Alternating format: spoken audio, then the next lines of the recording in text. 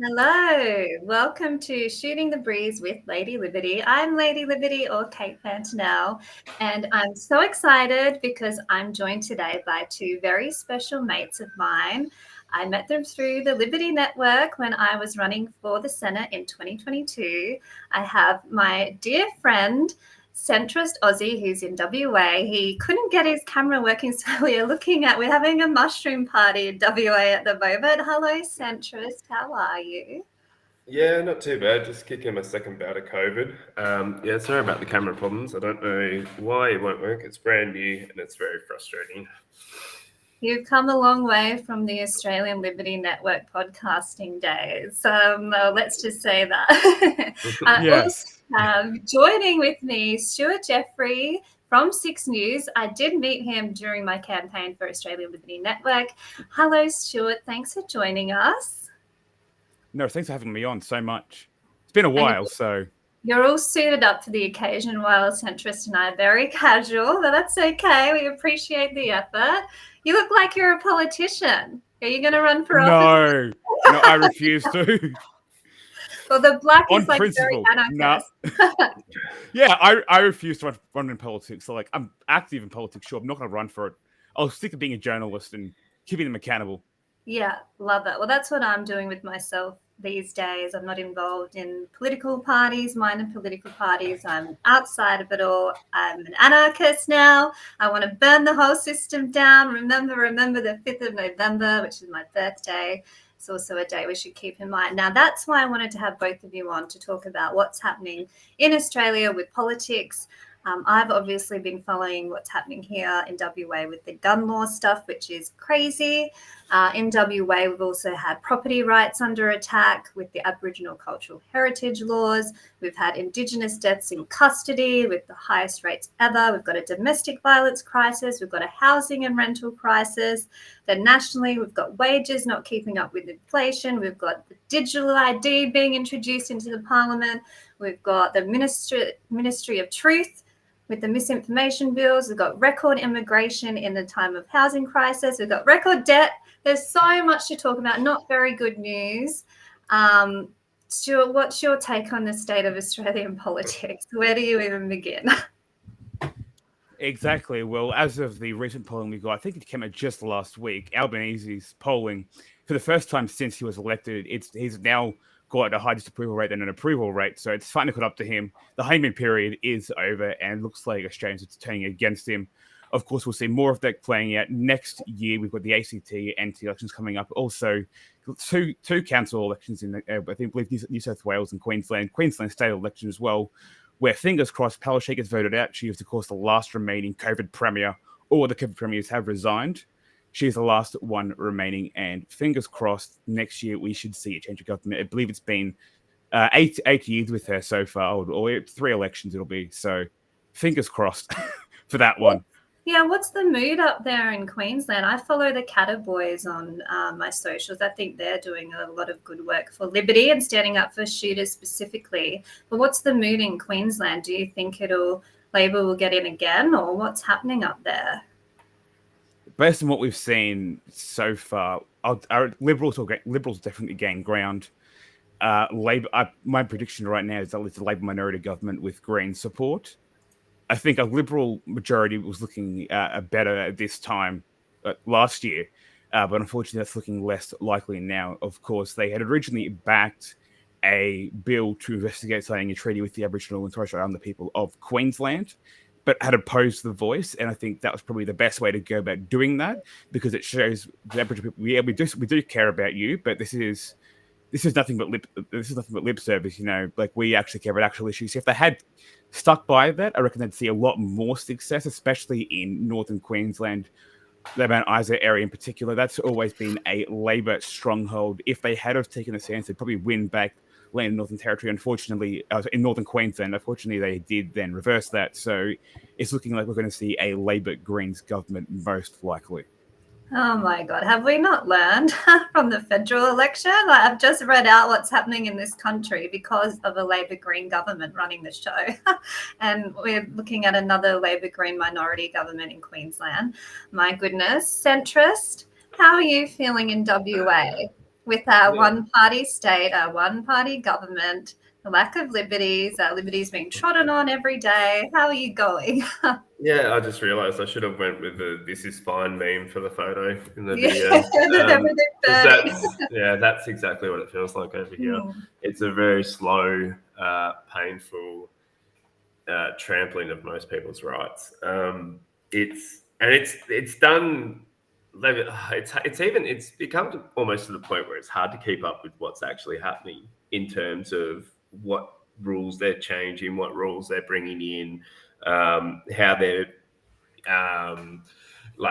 prosecuting those rules. So obviously the biggest one so far has been the vape one, where this West Australian guy got arrested for vaping in his car. But if you look up any of the information on a lot of things, they're not fining people for importing vapes, but they're going to ban importing vapes federally now. So it's I think it's on purpose, but it's really hard to try and follow what is actually happening and what is, or how they're doing it even, which is probably the scariest part about it, because if they just set it in place and that's it, then at least you know where you stand. But yeah. Well, it's also scary here. Laws are being passed in one day, because there's no pushback. It's insane. Yep. And my dear friend, Dr. Brian Walker from the Legalised Cannabis Party, who I'm mates with, he's a part of a Senate committee that is meant to scrutinise bills, and they haven't met once. It's just insane what's happening. It's not representative democracy. It's just one party doing whatever. It kind of is, because people voted them in. That's the problem with democracy, is that when the election happened was when whereabouts were we through COVID? Was it 2021, March 2021. Yeah. So a lot of people who voted that way were still at the heights of where, especially for Western Australia, the pandemic was at.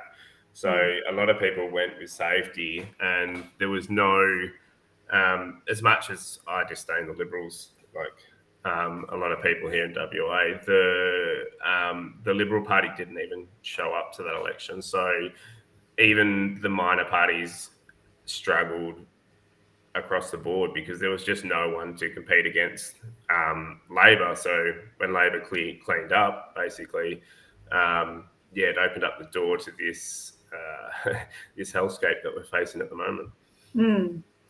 And you're right, the Liberal Party didn't turn up, and from what I've seen, they still haven't turned up. No, I kind of feel bad for that bloke. What's his name? Zach? Some young bloke who just got thrown into that professional lamb. But he was easy promising like net zero stuff and clean energy. I didn't say he was a good choice, but I still feel sorry for him. He was never going to win it anyway. But the whole, become pretty disillusioned with the whole lot over here. I'm pretty much in your camp now, anarchist all the way. Just it's showing us what democracy actually is, which is a very, very scary form of authoritarianism, because it's done under the pretense that this is what the majority want, which I think is probably even scarier, because isn't that how we end up with all the atrocities in the first place? So, Stu, what about in Queensland? You said that you don't think the Libs will get over the line. Are they just as unprincipled up there as they are in WA and across the board? I wouldn't call it that. I'd call it the disconnect between Brisbane and the rest of the state.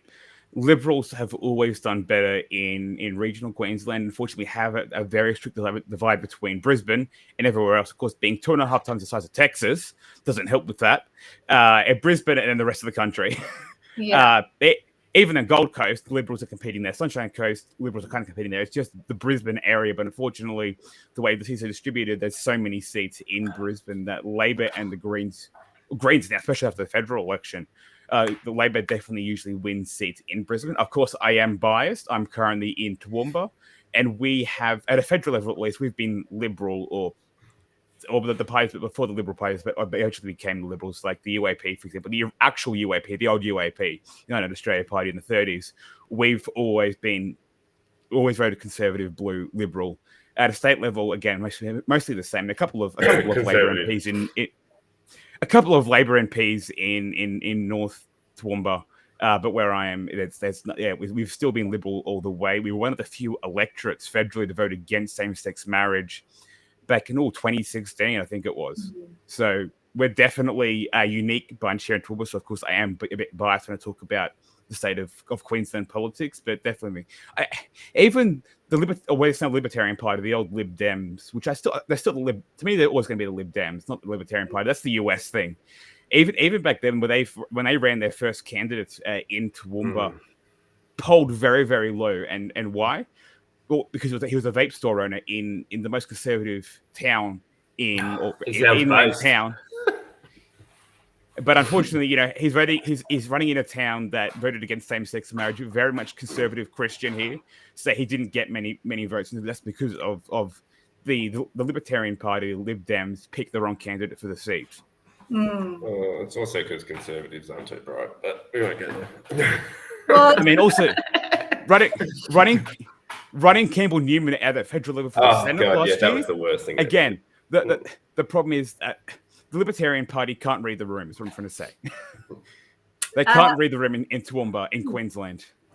Well, they can't read the room in a lot of rooms, that's for sure. But, we support libertarian principles. I was very excited when the new Argentinian president, Javier Milei, got elected. I did a live stream with John Ruddick, who is the Libertarian representative in New South Wales in the upper house. He was running as the lead Senate candidate for New South Wales when I was the lead Senate candidate for WA. So I've got a long friendship with JR, and he's been doing pretty well on the econ stuff. I think that's where libertarians can really seize that ground from the Liberal Party, is talking about economics, because that's what is affecting everyone at the moment, the cost of living, the inflation, the housing crisis, all of that is economic. So I'm reading Safadine Amos' books at the moment about Bitcoin and bad money and whatever the fiat standard. So I'm really getting into my econ. And I think that's where libertarians can really seize ground from the Liberal Party. What did you guys think of the election of Javier Milei, centrist? I know you and I were messaging about it. Give us your take on the matter. I am excited, but very tentative towards throwing full support. It's the same with any politician, I guess. Javier's got the potential to do a huge amount of damage to the libertarian movement. Not necessarily intentionally or anything. That's the risk you run when you actually get elected on those principles. Now it's whether he can actually implement them in terms of a libertarian government, which is hard to understand considering libertarians pretty much don't want government. So I think he has a really good chance to do some really good stuff for Argentina, because obviously they can't get any worse. It's pretty dire down there at the moment. But yeah, I think just caution with the libertarians who go all in. Like this, the LP here in Australia started calling themselves the Milei Party, and I'm like, don't go all in before, but let him do his stuff, because he's got some bad takes. Like everyone, no one's going to agree, especially in libertarianism. No one's going to agree on everything, and he's got some takes that, like, for example, he just went and caught up with the Clintons, which is like, oh, what are you doing? So you're trying to work out, like, is he just doing that so he doesn't get suicided, or is he doing that because he actually wants to have ties or connections with the Clintons? So you've got to wait and see with these things, unfortunately. So yeah, I've been defending him when people are saying things that aren't true, like inaccurate as to what he's been saying and represented. But I'm also not going all in on him, because it's a dirty game, politics, and we've seen some people with some of the really good morals, whether you agree with their morals or not, like Peter Garrett, get chewed up and eaten by the system here in Australia. Because I don't think anyone, even if you disagree with his ideas in politics, I don't think anyone would ever say that he didn't go in with the best intentions to do the best things for his electorates and Australians. So, and yeah, when you see what happens once you get in that system, it's hard to keep your principles about you. So it's going to be interesting, and it's very exciting, regardless of which way it goes, I think. So. Yeah, former Senator David Leyonhjelm used to say, like, you'll never 100% agree with anyone, let alone a politician. And that's good. You should never 100% agree with someone. You should always be questioning your own beliefs, because you might not be right. I know as I've gotten older, some of my views have changed. Like, I started out as a conservative back in the day because I'm from the country and I'm from that, like, conservative liberal heartland in regional South Australia.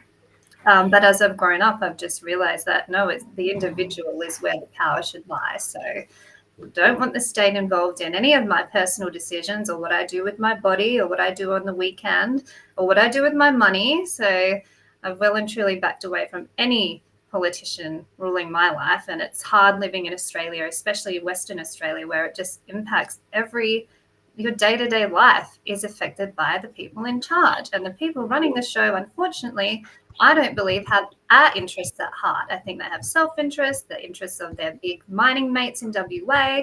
It's an oligarchy here. So that's why people ask me, are you going to run in 2025? No, because I don't believe that the system will actually serve the people. So why would I waste my time being one voice in the upper house, like, what, to promote libertarianism? I'm doing that already on my own accord, off my own back, without getting any money for it.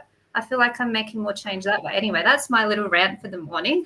Stu, I was going to ask you about the vaping thing, and the vaping, like, that's been in the news. I know there's been controversy about that. So what's your take on the vape ban? Like, how does that look to the rest of the world, where they're using vape as a way to help smokers quit cigarettes? But in Australia, you can only get a vape if it's prescribed. You can only carry a certain amount, and you can't share it with your mate because they don't have a prescription. Like, that is the world we're living in Australia in 2023. What do you think? What message does that send to the rest of the world about Australia? There is a thriving vape black market, even in Toowoomba. Again, very conservative place. There's a thriving vape market in Toowoomba. If they try and ban it, I don't think it's going to go very well. People will go back to cigarettes, which is actually good for the government. So there's an incentive for them to ban vapes. Well, I guess people will go back to using cigarettes, which are taxed. We've got some of the highest alcohol and cigarette taxes in the world. New Zealand decided to ban all their cigarettes. They were going to do a rolling ban. People who are currently 14 need to be banned for them, and then so on and so forth. So anyone that's currently alive under the age of 14, it'll be banned for them. And I mean, they've had to reverse that. I know, the new government, with the ACT guys who are libertarian leaning, Well, the issue they said is, well, suddenly, actually, I wouldn't say that about ACT as well, because the reason they're reversing it is because they're losing tax revenue. Yeah. It's the same. The reason they're banning vaping is the same reason that they don't ban smoking, is because they can't afford to not to.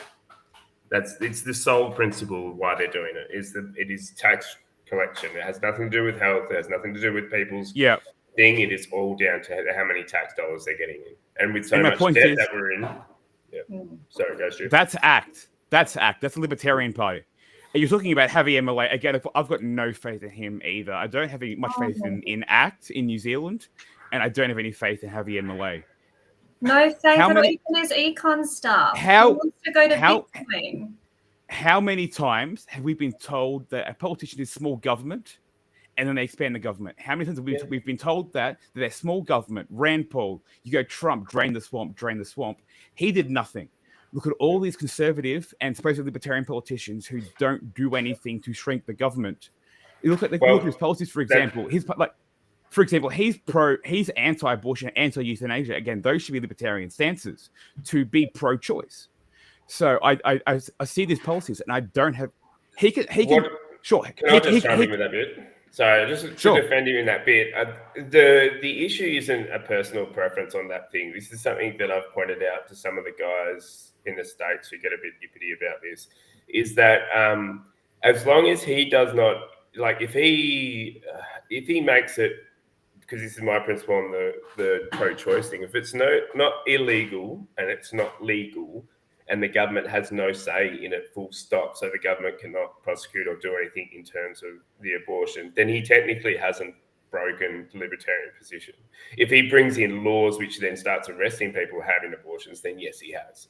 So he can hold that position and still not do it. It's because it's such a shitty subject. No offense, but it's such a it's such a tightly warped subject that you can't ever find a happy medium with everyone. So the only way I see a libertarian can do it in a ruling position, because we don't get many ruling libertarians. So we've got to wait and see what he does. And you're right, there's no 100% faith in the guy, because he has the potential to completely fuck it up. But you've got to give him the chance to be able to then change that system. If he gets, it's all going to come down to what he does. You're right. There's probably more betting odds that he will not shrink the government. Like, that's the odds of it happening. But fingers crossed. Like, I still want to have some faith that libertarians can do it. Because he abolish some departments, though. I mean, there's that famous video. He says he will. Yeah, that's the thing. They're saying it's like Labor saying they're going to do stuff, and then he's not even president yet. He's inaugurated on the 10th of December. He's not even president yet. Yeah, he's not even in power. Yeah. We have to wait and see. Even our Lib Dems like John Ruddock, I'm not impressed with the way they're going either. Again, like we're not seeing consistent libertarian parties. If you want to be libertarian, be consistently libertarian. That's what I've always said. And I don't have any faith in any politicians. Again, I've been an anarchist for a couple of years now. I don't have any faith in any politicians who say they're small government or want to treat the government actually going through and doing it as a whole. Sure, they might enact some policies too, some lip service. But I don't have any faith in here. If we will treat the government, I'll be pleasantly surprised. And I'm not going to. If he does, I'm not going to complain. I'll be pleasantly surprised if he does threaten the government, and I think that's a good thing. But right now, I don't have any faith in him. If he wants to talk the talk, he has to then walk the walk. In my opinion. Yeah. Well, we were talking about Campbell Newman before. He was the lead Senate candidate for Queensland for the Lib Dems in 2022, and he did shrink the government when he was Premier of Queensland. No, he didn't. We didn't. I'm a Queenslander. He brought in mandatory minimum sentences for offenders. That means that when they are sentenced, they must spend a certain amount of time in prison. There's no discretion there. All judges must give them a minimum sentence of time spent in prison for non-violent crimes. He also militarized the police and cracked down on bikies. Yeah, he's not. He is not pro-small government. He is. I know you're Western Australia, South Australia. He is not. He has never been pro-small government. His government. Remember when we said when he nominated, and I said that, I was like, "There's no way." And then I saw one thing that he looked like he'd changed on to become. Yeah, it did cause a bit of. And I was like, "Oh." And then, but then I heard him talk on that Q&A, and I was like, he is not the one you need. Yeah. Again, this is why I've got no faith in them. He was part of the Lib Dems. He was openly part of the Lib. He was openly associated with the Lib Dems. They were all talking with him. He was going on shows representing the Lib Dems, like on Sky News, for example. Talking the talk, but he was Premier for 3 years. He was a horrible Premier when it comes to shrinking the government. Again, this is why I've got no faith in people, because it's like Reagan. He increased military spending, and he brought in a lot of foreign wars and a lot of foreign interference. He said he was pro-small government, but he increased military spending, and he went into a lot of Latin American countries to do coups. Now, that's not really small government to me either. Like, I'm sorry, I don't see. Even he brought in some gun control as well for machine guns, for example, like machine guns. He brought again, like I don't see these politicians actually being pro-small government in practice. Yeah, that's my hot take. Yeah, it's a bit grim everywhere you look, really. I mean, that's why I've taken a big step away from minor party politics. Like, I'll support those who support things I believe in. That's why I'm happy to hang out with the legalized cannabis guys here, shooters, fishers, and farmers who just put in their application to be registered last week, so they will be able to contest 2025. That's the other thing that happens to you. I'm not sure if you're aware, but part of the changes that have been rushed through Parliament here is they changed the whole Electoral Act. So they've abolished all the upper houses in WA. There's no more regions anymore. And it's very similar to New South Wales in the upper house. So it's actually easier for minor parties to get elected now. The Nationals are going wild over it because it lowers their chances of getting seats in the regions because of how it's been distributed, which is why I question the shooting organisations here who have jumped in bed with the National Party as the champions of their cause, as if they've forgotten what Tim Fisher did in 1996, rolled over and sided with Howard with the NFA. So everywhere I look, it's not good news for people who value liberty or have principles in WA. But that's part of the changes here. The Electoral Act has changed. So we'll see what happens in 2025. Now, the other thing the hot button issue that I wanted to talk about is cannabis. I just mentioned Legalised Cannabis Party. They have 2 seats here. They've got 2 seats in Victoria, and they've got 1 in New South with Jeremy Buckingham, who was a former Greens MP, but he got elected on the Legalised Cannabis ticket. And then last week we saw in the news things about getting cannabis legalised in Victoria. Why is cannabis still not legalized recreationally in Australia in 2023? Like this, again, it's like the vaping thing. Like Australia has become a nanny nation. Stu, what has become? I don't know if we've become one. We've been one for a long time. Yeah. Well, no, I remember growing up in the 90s and it wasn't like this. The 90s you were young then. Yeah, it's always nicer when you're younger. We had freedom to do, like, I look at kids today and how the society that they're being raised in, like they're being told that buying cigarettes is safer than buying vapes. Like that's not true, but that's the law. And then people link the law with morality. So it's morally wrong to vape, but it's morally right to smoke. Like that's kind of like guns as well. Like guns are bad. Like they should only be for farmers and elite shooters. Well, to be an elite shooter, you need to learn how to shoot to become elite. So anyway, what do we think of the cannabis state of play and the politics around that? Stu, I'll start with you. You're right. I don't know why it's not legalized, but again, conservative. Again, being a religious country at the time, like even in the 90s, we were a pretty religious country. We're not as much now, but it's a typical view for more conservative politicians and even for Labor as well. There's a stigma around it, which is always the case. UK seatbelt laws, people when they brought in UK seatbelt laws, people complained about it, but eventually, at the time, it was said to become moral. That wearing a seatbelt, okay, it is moral. So it's a mindset. It's an Australian mindset against these sorts of policies, and I'd argue that it's gotten worse since Howard. You said it was better growing up in the 90s, and it was. Keating, second hot take, Keating and Hawke were better than John Howard. It started with Howard, and it's continued since then, in that we've had a lot more correctives. Again, gun bans, Howard. Afghanistan and Iraq, Howard. All these things brought in under Howard. Even, and I know we'll talk about this later on, even Aboriginal land rights, Howard shrunk those. We'll get to this later on, I'm pretty sure you said, and I've got some more hot takes on that.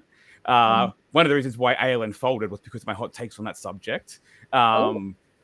Love a spicy. Yes. It's as spicy as some of my memes. Some of my memes have been going gangbusters. It's good. Like that's part of how you educate people too. Not these cringe like yellow and black signs, like designed in Canva that the LP put out. It's through memes, people. Come on, lift your game.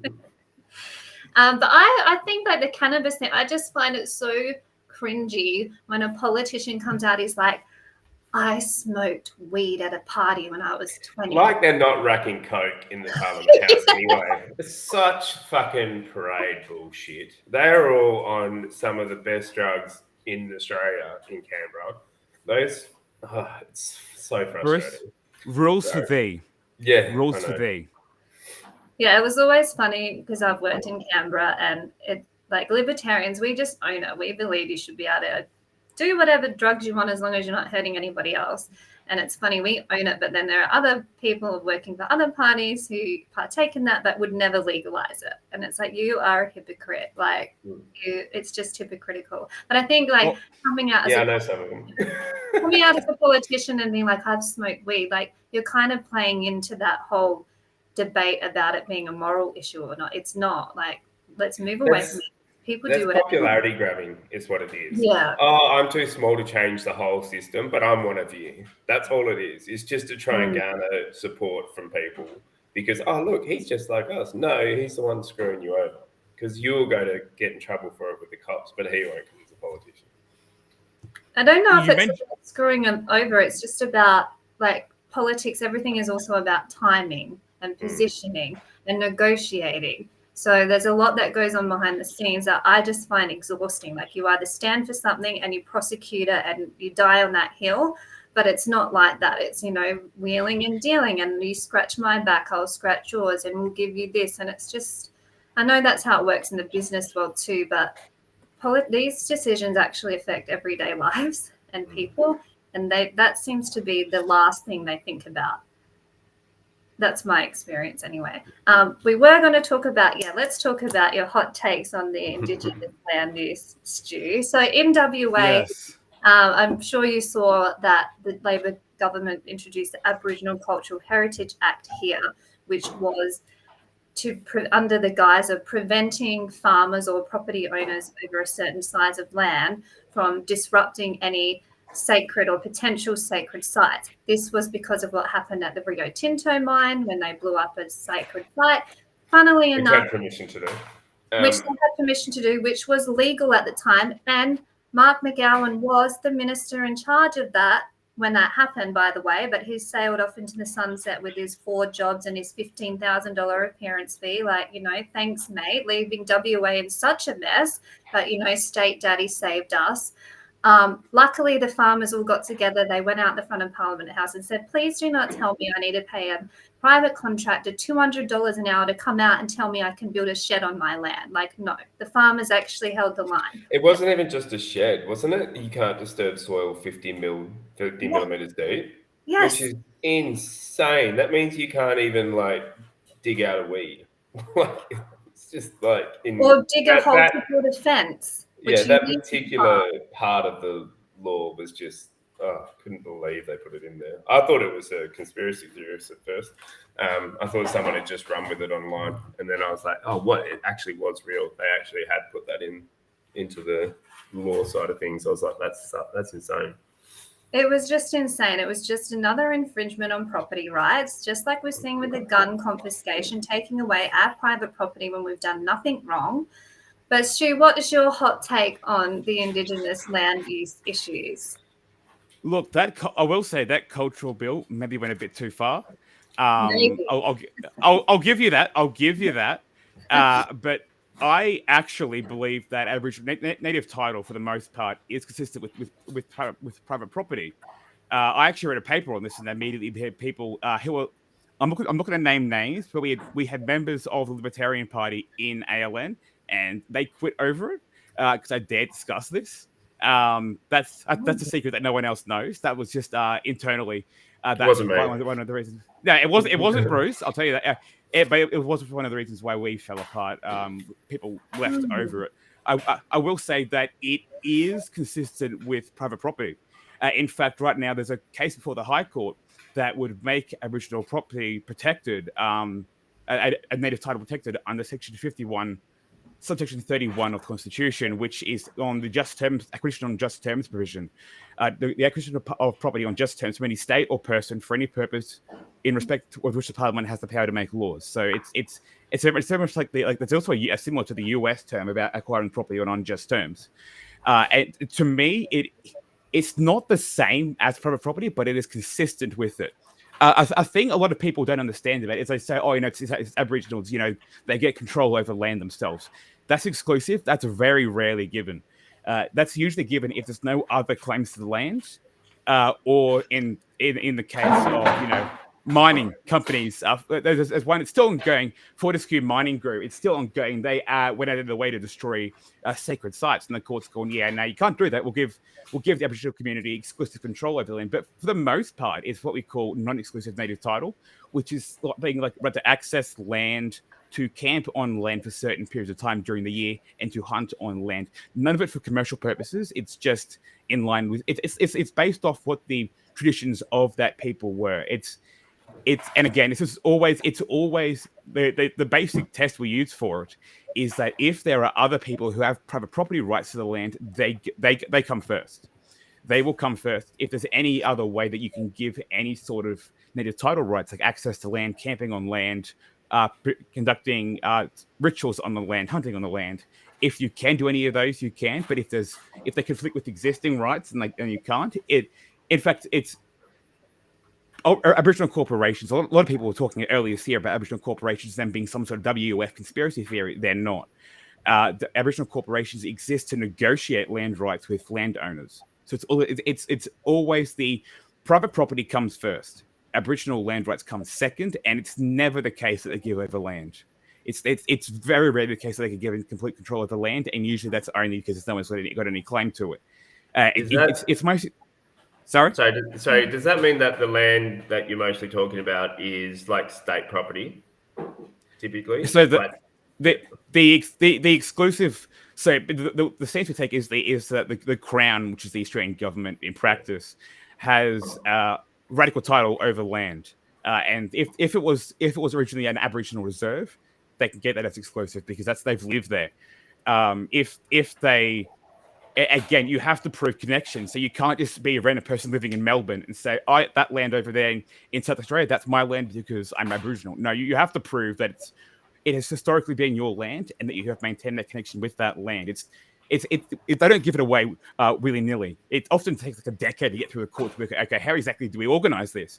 It's usually only given exclusively if there's no one else that's ever used the land, if it was a reserve or for protection of property. So like there was one Aboriginal site that was literally graffitied. There was people carved into the stone to graffiti on the site, and they said, okay, we'll give that exclusive to protect it. The majority of the time, it is simply, okay, we can give you rights, but we'll put everyone else first. And in that sense, to me, it's not giving them control over the land. They can't use the land financially. It's just the right it's almost like the right to travel over land, which is actually protected under common law as a private property right. The right to, it's called an easement. You get an agreement with the landowner and say, okay, I have the right to travel across this land to get to my driveway, for example. If my driveway goes across your land to get to my house, I have the right to use that driveway to get to my house, which is, even though I'm driving on your land, I need that driveway. So otherwise I can't get to my house. So I'm surprised that a lot of libertarians aren't in favor of it. There's a lot of misnomers around it, and I feel like it's pretty consistent with private property because again, private property comes first. Aboriginal land rights will come second. The Cultural Heritage Act, again, probably too far with that regard. But in general, the idea of giving them access to the land that they've historically used, it doesn't seem to be an inherently bad idea for me. It's usually given in South Australia, Northern Territory, Queensland, and Western Australia because we have the most unused land because we're the biggest states with just whole swathes of land that are in land that aren't being used. It's never given in New South Wales or Victoria because it's all urban there. Obviously, if there's a housing development on the land, you can't go, okay, we're going to demolish those houses, give the Aboriginals the land. It's never the case that's happening. It's usually in remote communities that it's given. So to me, I don't see it as being some sort of collectivist, statist, WEF conspiracy, and that's really my hot take on it, is that I am actually more supportive of that than most libertarians are. I think it's pretty consistent with libertarians to be supportive of this as a form of property right. That's my hot take on it anyway. I think sorry, go Senator. I think what most people is a lack of understanding. Not everyone's got the same in-depth knowledge as what you do, Stu. Yes. And in terms of I think a lot of people hear like what happened here in WA and just associate everything with everything, and no one looks for the nuance anymore. So people don't want to listen. So some of the stuff you just said, like I'll admit I'm not near across the understanding of what you have, and some of the stuff you said to me today makes a lot more sense than even back when I first heard about it. So I think that's, which is part of the problem with government, is because they tend to wrap things up in all sorts of gobbledygook. But I think a lack of understanding is why people typically oppose things straight away. So. During the Voice debate, I went to an event put on by Centre of Independent Studies and met with Senator Jacinta Price and Warren Mundine, and I got to go out for dinner with them after, and she was saying that she doesn't like how there are Indigenous groups who have property rights over land, but then they're so restricted in what they can do with their property. Like they can't have their own businesses and be profitable themselves. Like the government has always almost made them reliant on government for funding. And that's another reason why I was so concerned about the voice getting up, because I saw it as a way for, if you had an Indigenous child born in a hospital next to a non-Indigenous child, this Indigenous child is being taught right from the start that you're going to have more rights, you're going to be looked after by the state from birth simply because of your race. And then you're sending that message out. So it's creating two classes of society. And that's why I was very opposed to the voice. I believe in individual responsibility and empowering the individual, regardless of what they identify as, whether it be gender or race or whatever it is. That's why I was against it. But Senator Jacinta Price was explaining to me how that Indigenous people, the government has made them reliant on government forever. And so that's why the cycle continues. Now, centrist, I want to know your opinion on the voice and the voice debate. And I'm assuming you voted no. And can you share why you voted no? Yeah, I voted no pretty simply because any sort of form of power to the government is going to get a no from me. But there was a key part in both the yes and the no campaign, because throughout the whole thing, there was always they would give you a little bit of information that was true and a little bit that wasn't, and then try and make you not take notice of anything. But they kept saying, the Yes Party kept saying, it's just an advisory body. It's just an advisory body. Which even in their own literature said that the power of the voice, like the powers and the size and the scope and everything, wouldn't be decided till after the referendum. So I'm like, you can't make that guarantee regardless. If it's just it can't just be sorry, it can't just be an advisory body if the size, power and scope of it isn't decided prior to the referendum. So that's blatantly a lie. Whether they're going to come through true on their method, if they had got up and said this is just going to be an advisory body, only made an advisory body, then fine. But that's not what was actually in their literature if you read the Yes campaign's details.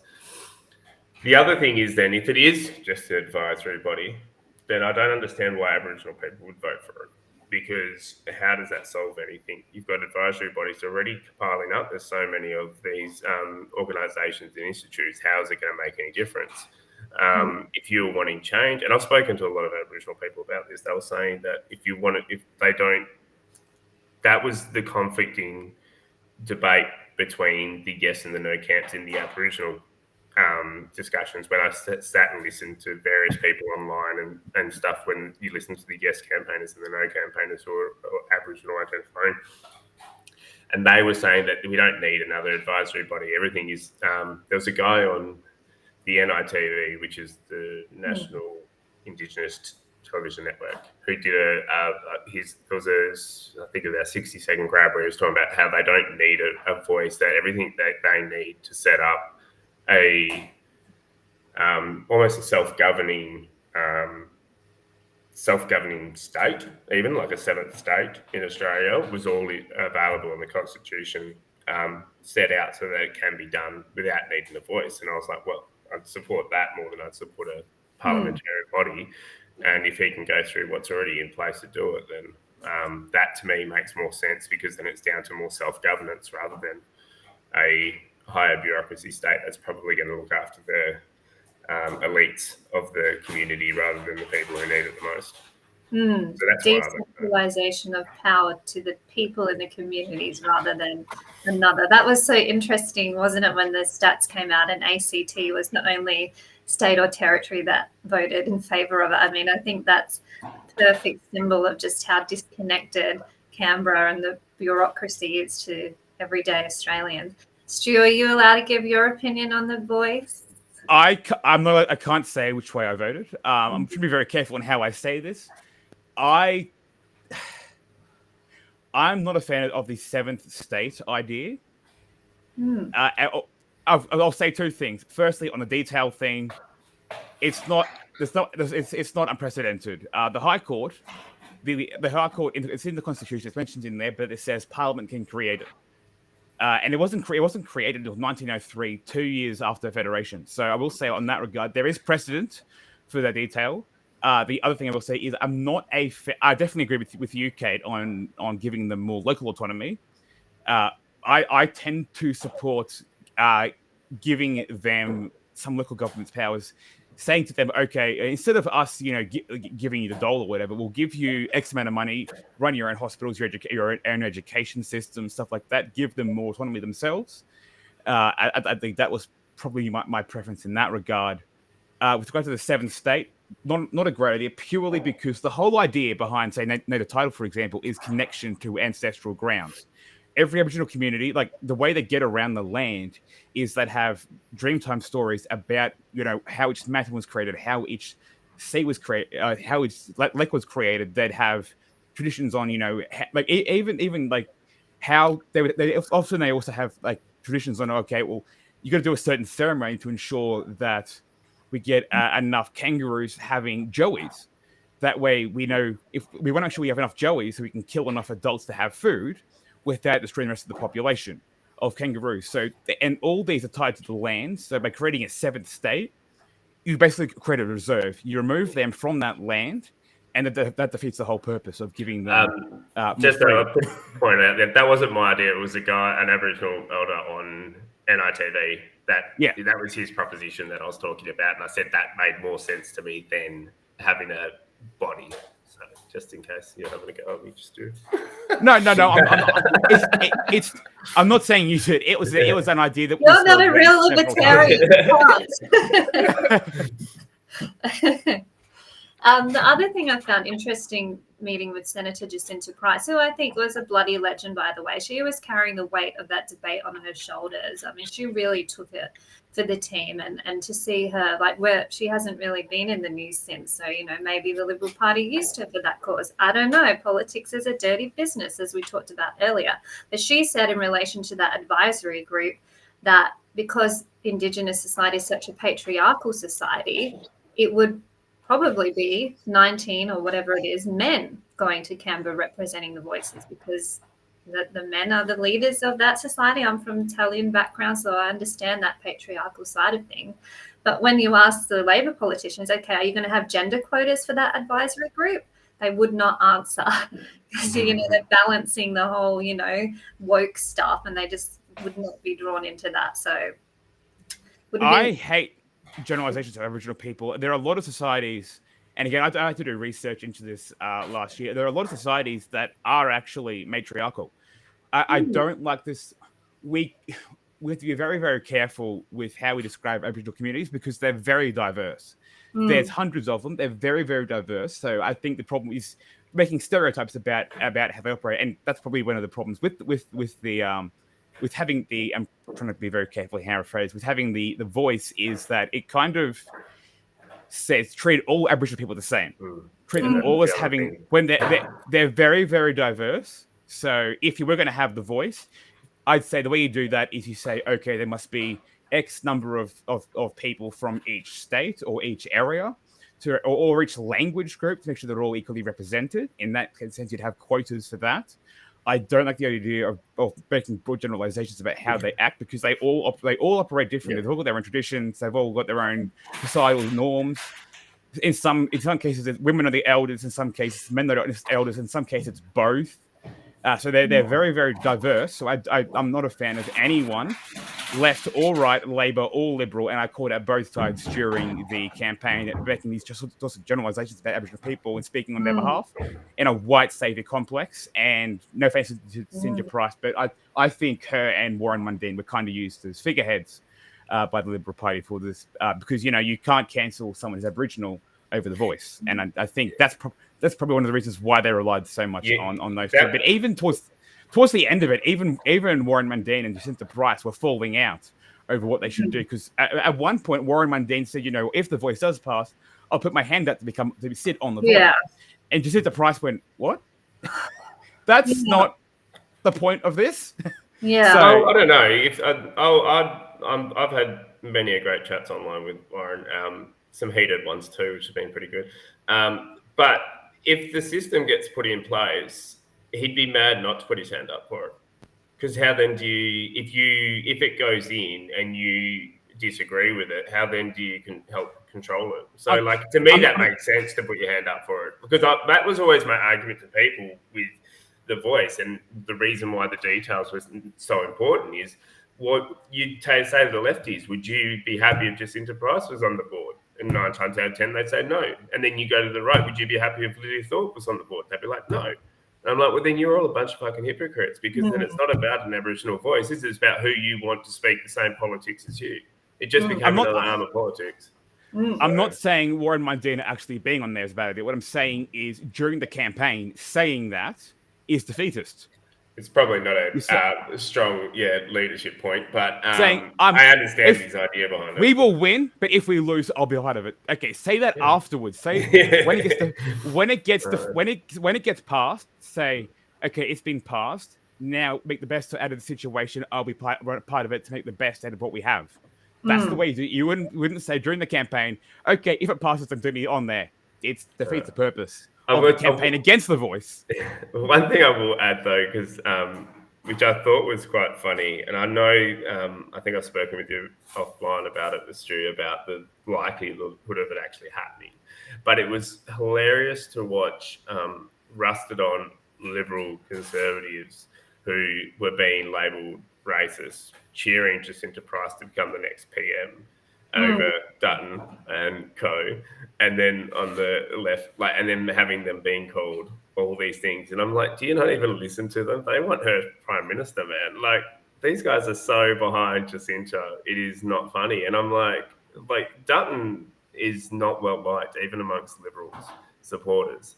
Like, it was a pretty big gamble to put her up there, and I reckon if she, like, I don't know how it works in terms of placements in the political sphere, but if they could get into a seat and they nominate her to be PM, I reckon she'd have a good crack. She got so much support from Conservatives. It was pretty interesting to watch the whole thing play out.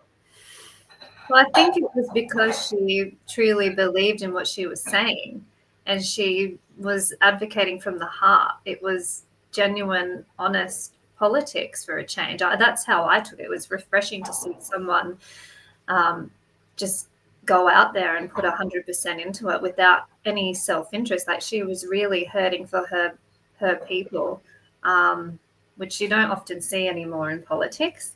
So that's why I was quite impressed by her. I do want to talk about my favorite subject, which is guns, of course. Yeah, I do have a lot of American listeners, and they're just fascinated by what's happening. Fascinated and horrified, as I am. We were talking about property rights before, so I'll start with that softly. So as part of the reform process, property letters are a thing that are built into the Firearms Act here, where if you want to go hunting or if you want a reason to own a gun, hunting is a legitimate reason, but you have to have a property to go hunting on. So in Western Australia, there became as the free market provides, so farmers were actually selling property letters saying, if you pay me $200, I'll write you a letter saying you can hunt on my land. Whether or not they did hunt there, that's, here or there, but that was how it was operating. That's about to all be changed. But they're actually going to put limits on the number of property letters a farmer or property owner can issue. So they're going to control how many hunters that they can have in their own land. So that's another example of property rights just being trampled on in WA. Quick question for you, Kate. Yes. What is the size of the property that's required for a gun license? Is it 100 acres?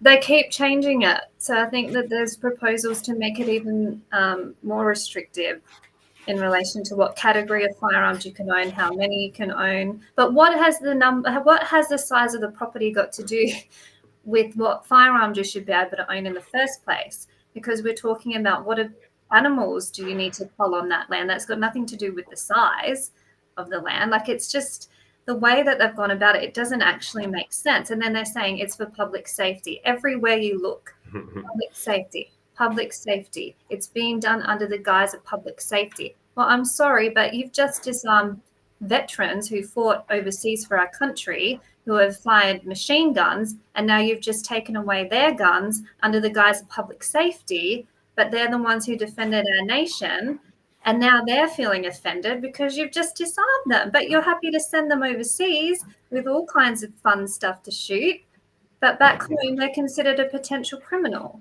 So the way the government has gone about the gun law reform here is offensive, it's outrageous, it's clearly ideological. It's not based on any fact at all. And then when I wrote my submission, I said that. I said, show us the data. You don't have the data. You're just saying it because you've got free reign to do whatever you want to the people. They were not elected on a mandate of gun reform. They weren't elected on the Aboriginal Cultural Heritage stuff. They've just come in and they're doing whatever the fuck they want without any regard for the people. So centrism, is that what you've noticed in WA? Oh yeah, the government's just doing whatever it wants, which is what happens when you vote them in that much in a majority. It was interesting that the first talk about new gun laws came in, and then suddenly there was an incident, I think it was in Queen's Rock, where a kid took a gun to school. And like, we have never had that happen, like, except for the days when you actually used to take your gun to school and go shooting after school. Like, I don't remember ever hearing one, at least not for 20 plus years, 30 years. And then all of a sudden right before, and then I haven't heard anything since about it. But it's all went hush-hush in the media, which is it's a pretty big thing if it did happen, because that's a massive story. First time in 30 plus years that you've had a kid bring a gun to school. But it happened so coincidentally with when they said they were going to bring in these new gun laws because of public safety, and then this incident happened. It's almost like we're copying America's playbook with a lot of this stuff. So I'm just going to hope that kids get shut up in the meantime for it. Have you been following this, Stu? What's happening with the gun laws here? I've been following the Queensland stuff, which is just as bad. They're going to ban all children. To do up there? Children can't buy gel blasters. Children can't buy knives. Yeah, Because they knives catch it come up to to problem. I Now, do. Yeah. I don't get the knife thing. Like, okay, we to stop knife crime, they can't buy knives. Have you heard of the kitchen drawer? Yeah, it's no kids buying a knife anyway. And even let's go to the US. The majority of times when a kid is shooting up a school or taking a weapon, it's their parents. They didn't buy it themselves. They got it from their parents or their grandparents. Well, except that one kid. So to stop knife crime, we can't sell knives to kids. Okay, they can get it at the kitchen drawer. They can get a steak knife from home. They banned kids from buying spray paint. They still get spray paint. It's fucking so stupid. So, yeah. Even gel blaster, just like... Yeah, I handed mine in. I was like, I'm not going to jail for 3 years for a toy gun. You handed a gel blaster in. Never had your guns back, Sam. It's a gel blaster, mate. It's not going to do anything. If it was a real one, maybe we'd talk about it. But a gel blaster, I'm not going to jail for 3 years for a toy. I'm sorry. How did they know that you had it? Because how did they know that you had it? They didn't, but knowing my luck, especially now with the new vape laws, they'll probably get pulled over with it. Oh my God. But it was funny because that story happened in the reason they bought the gel blaster ban happened in where I live, because these guys were running around with I'm pretty sure they were like AR versions of it at a park, shooting each other, running around, jumping around, shooting each other and stuff. And people had called it in, and I spoke to a friend, and she was like, "Oh, but it looks so realistic. They were running like they were shooting." I was like, "You didn't think that the lack of screaming and blood didn't give away that they weren't actually guns?" I'm like, did you not stop and think and go, "Oh, that's a bit odd"? Yeah, that happened out here where we live, and then they did this massive bust, and that's when all the gel blaster stuff started coming in, the bans for that. So. Well, that's the whole reason for why airsoft is illegal in Australia, because they're guns under the appearance laws that we have. So in Australia, guns or things that look like too much like a scary gun can be banned based on their appearance, not based on their functionality or magazine or whatever. I can buy a cap gun from the store that looked exactly like the gel blaster I had. So it doesn't make any sense. Like none of the laws do. No. And that's why you have to question. I actually got a message last night from one of a follower, and he said he was around during the Hoddle Street massacre in Port Arthur, and at the time he thought the government were doing the right thing. And then he's been following my stuff for a while, and he said, I actually think you're right. I think you're onto something here. I don't believe that this disarmament that's happening in WA as a starting point, which will go across into other states, everyone else is looking at WA laughing, saying, haha, why would you want to live there? Well, you be careful what you wish for, because if you're going to vote in a Labor Green government in Queensland, what do you think they're going to do? You're lucky you've got the cutters up there fighting back against this stuff. We have no one here. We've got legalized cannabis trying to say something, but no one takes them seriously because, the whole immaturity between guns and weed from the old school conservatives who don't think that they're a good mix. Well, too bad. This is what we're left with, fighting for our rights. But you're backing the Nationals? Yeah, they're no better. Anyway, it's dumb. So we've come up on the hour now. This is Shooting the Breeze with Lady Liberty. I've got Stu from Channel 6 News and Centrist Aussie. Is there anything else you want to, any other observations or any advice for people listening about politics and government and how you should vote? Or are we just still anarchists now? Just become an anarchist and do whatever you want and, live free. Don't worry what the government says. That's so should I call you centrarchist now? What's your new name? I don't know. I don't know where I sit. That's the problem I've always had. Is I've never really fit in with one specific spot. So hence why it's almost like pigeonhole politics doesn't work. It's almost like it's no meaning. But that can't be true, right? That can't be true. We can trust the political compass. The compass is amazing, right? It's got the compass is better than the other ones I've seen. Like, oh, Jesus Christ, people talking about just pure linear stuff, and I'm like, well, centrist, you were my biggest volunteer and my biggest supporter during my Senate campaign. You were out at the pre-poll booth every day. And I remember when I met you on our first live stream for the ALN, I knew that I had to convince you that I was true, purest libertarian because, there were lots of grifters that infiltrated this movement. But, I'm proud to say I've been involved in the liberty movement way before COVID. I came into the movement through guns, but also because my grandfather escaped fascist Italy and he distrusted government. He used to call the local council the mafia. They come and take your money and you get nothing and they give it to their mates. So that's where I get it from. So I thank you for your support. Maybe you can run in 2025 and be our upper house representative. What do you think? No. I'm going the other way. I'm going Bush. We're going to start a little reserve with our gold-backed currency. Let's go. I do it. What's it? Hutt River Province? Yes. And what about you, Stu? You'll keep fighting the fight from your news desk. Yeah. Well, a lot of the stuff that I do is Australian, the situation of Australian politics. We're talking about how bad politics are here. Civics. Most people don't know how the thing works, and that's not people's fault. That's because the government doesn't teach us. Education at high school. I think it was 2021. They did a survey of grade 10s. It was like only a third of grade 10s could pass a civics test. Most Australians can't pass their citizenship test either. Because the civics, that's what I'm trying to do, is educate people on how the government works. We can hold them accountable, even if it's just slightly. It's better than nothing. Because as things stand right, especially in Queensland, where we have no upper house. So, as much as I am an anarchist, I still think that this is the only option we've got is to try and make sure people.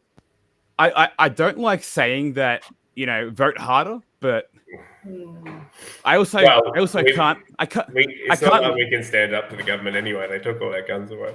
Well, I can't legally incite violence. That was a joke, just for the feds. In Minecraft, no, yeah. I'm not the kind to support a violent revolution, even though I'm an anarchist. I support gradually dismantling the government because it's not just the government; it's also the corporations working alongside. Like the military-industrial complex, things like that. You can't just take down the government. You've got to dismantle the corporations that are built upon it. So, if you destroy just the government, well, the corporation is still going to be there, and you end up with. I may be pro-free markets, but it doesn't mean I'm pro-corporation. So I think dismantling it slowly but systematically is the way to go at things. So don't trust your governments and don't trust the big corporations that are subsidized by the government. It's a good way to live your life. Amen. Well, thank you, boys, for joining me on Shooting the Breeze with Lady Liberty. My 2 Liberty Network friends, I'm sure my American followers are so happy to hear from you. I told them on Forest Mommy Show I would be having you on, so they were excited. I'll get this out later today. Thank you again. Please make sure you follow Centrist Aussie on Twitter. I'm Lady Liberty, and Stu, who's from Channel 6 News. Thank you again for joining us, and I'll see you next week.